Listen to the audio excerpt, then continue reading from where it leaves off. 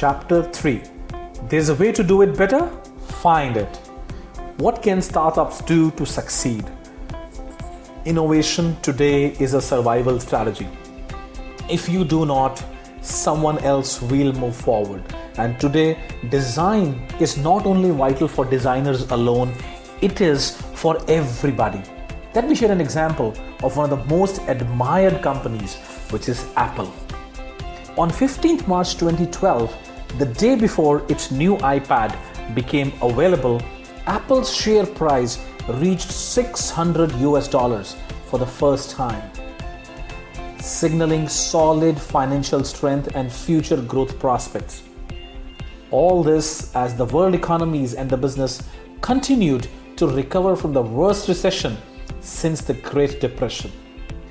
With a market capitalization of about $550 billion and annual sales exceeding $100 billion, Apple was worth nearly 3 times the industrial giant General Electric.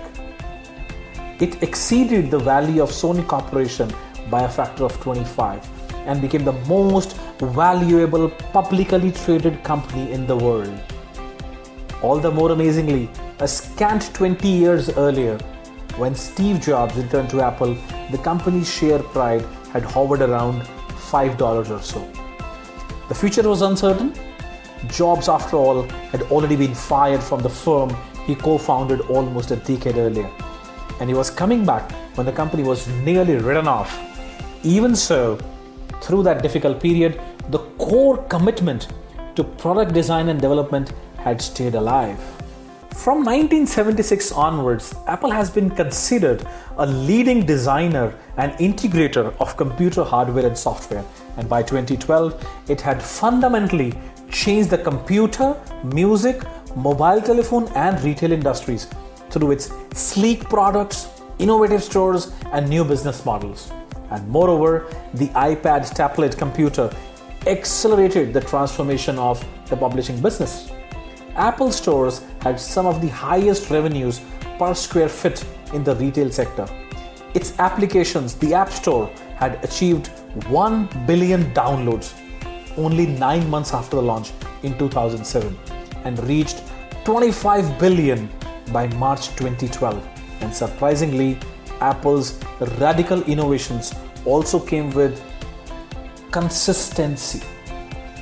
Anyone who used the Apple II in 1978 and then picked up an iPhone 3 decades later would find a familiar object. Somehow, the new device was the same as the old one.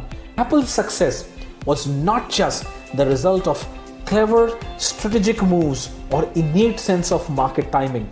It came from a deep commitment to understanding how people used computing devices and a desire to develop insanely great products. The iPod famously arose from the all-pervasive love for music within the firm. At the same time, this enthusiasm remarkably matched the needs, abilities, and dreams of millions and millions of customers. Moreover, for all these new markets that were conquered, Apple kept an eye on the core computer business. The best part was Apple's application of design thinking tools and methodologies to be successful.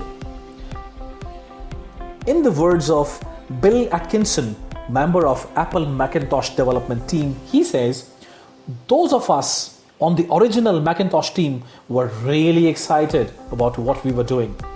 The result was that people saw a Mac and fell in love with it. There was an emotional connection that I think came from the heart and the soul of the design team."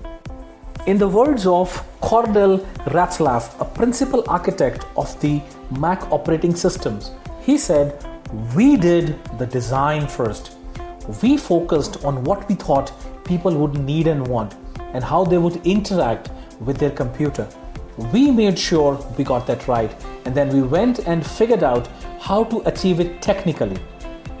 In a lot of cases, when we came up with the design that we knew really worked for people, we did not know how we were going to build it." Now, I would like to reiterate it again. In a lot of cases, when we came up with the design that we knew really worked for people, we did not know how we were going to build it. We had a design target and we worked with engineering to reach it.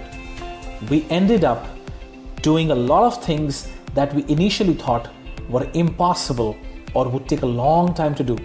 It was great because we were applying a lot of creativity and ingenuity on the design side, and when pushing the engineers to use the same kind of creativity and innovation to make that happen.